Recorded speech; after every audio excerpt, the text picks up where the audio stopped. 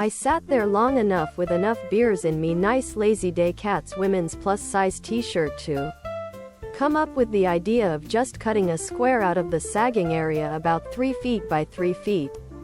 Jacking it up, then re-screwing down the boards. He paints the thing every spring with a roller anyhow, so it's not like the nice lazy day cats women's plus size t-shirt, tank top, v-neck, sweatshirt and hoodie. Smart. He used a machine that counts as one of its nice lazy day cats women's plus size t-shirt functions, but not the primary function.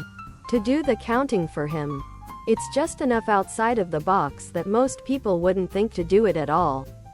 I had a math teacher that actively encouraged his students to be as lazy as possible. Defining lazy as actively searching for ways to do as minimal work as possible.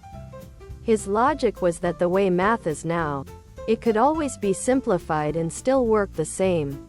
Someone just needs to be lazy enough to find that. Other products.